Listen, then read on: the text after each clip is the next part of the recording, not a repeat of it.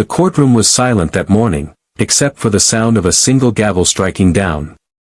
20 years, Judge Robert Hale announced, his voice steady, his eyes cold. Across the room, a 32-year-old mechanic named David Turner stood motionless. His hands trembled as the words sank in.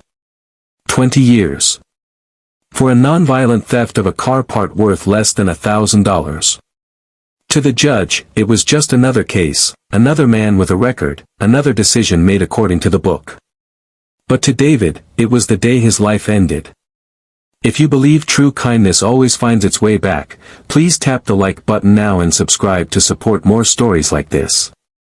David had no fancy lawyer, no family in the courtroom. His wife had passed away 2 years earlier in a car accident, leaving him with a 7-year-old daughter named Emily. She was at home that day, coloring a picture of her dad in a blue jumpsuit, because that was what she remembered him wearing when she visited through the glass. The years passed slowly.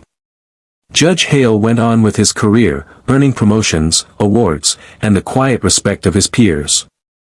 But deep inside, something began to unsettle him. He'd see the faces of men he sentenced, flashing through his dreams, pleading, desperate, sometimes innocent. He'd push the thoughts away. Justice isn't about feelings, he'd tell himself. It's about the law. Then one spring morning, nearly 4 years after David's sentencing, a letter arrived at the courthouse. The handwriting was uneven, the envelope smudged with crayon. Inside was a folded piece of lined notebook paper titled, My Dad and the Meaning of Fairness, by Emily Turner, Grade 4. It began simply. My dad is in prison. He says he made a mistake, but he didn't hurt anyone. He says the judge is a good man who just didn't see the whole story. Judge Hale's eyes paused on that line. Didn't see the whole story. Emily wrote about the nights she cried herself to sleep, missing the way her dad tucked her in and told her to always do right, even when it's hard. She described visiting him once a month, how he smiled behind the glass and asked about her grades, her friends, her favorite color. He never talks about himself, she wrote. He just asks about me. Then came the line that shattered something deep inside the judge. If fairness means everyone gets a second chance, then I hope one day, the judge will give my dad his. Judge Hale sat in his office for a long time, the paper trembling in his hands. For the first time in years, he didn't see a defendant. He saw a father. That night, he went home and pulled David Turner's case file from the archives. The pages felt heavier than he remembered. He saw notes from an overworked public defender, a missing witness statement, and an overlooked detail about David's plea deal that hadn't been honored. The sentencing recommendation had been misread. The judge realized, with a sinking heart, that the 20-year sentence was never supposed to happen. He'd made a mistake, a colossal one. Judge Hale barely slept. The next morning, he requested a review.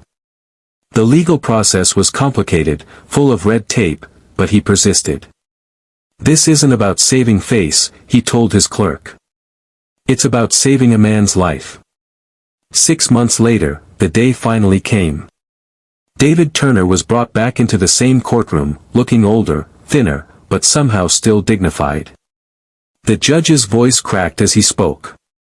Mr. Turner, I reviewed your case personally. I was wrong. The system was wrong. You have served more than enough time. You are free to go. For a moment, David didn't move. Then tears filled his eyes. Thank you, Your Honor, he whispered. For seeing me. When Emily saw her dad step out of the prison gates, she dropped her backpack and ran, her small arms wrapping around him with all the strength in her body. Judge Hale watched from a distance. He had come quietly, without robe or recognition. Just a man standing beneath the same sky as those he once judged. Later, he sent a letter to Emily's school. It said, Your essay reminded me that justice without compassion is just punishment. Thank you for teaching an old judge what fairness truly means.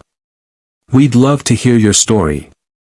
What is the most memorable act of unexpected kindness you have witnessed or received? Share it in the comments below. As for Judge Hale, he never forgot Emily's words. From that day forward, every case file came with a question he asked himself before ruling: what if this person were someone's father, someone's reason to hope? And sometimes, late at night, he'd open his desk drawer and reread that crumpled essay, because in the heart of a child, he had found the courage to be kind again. If this story touched your heart, please like, share, and subscribe to help more people remember, one act of kindness can rewrite even the harshest judgment.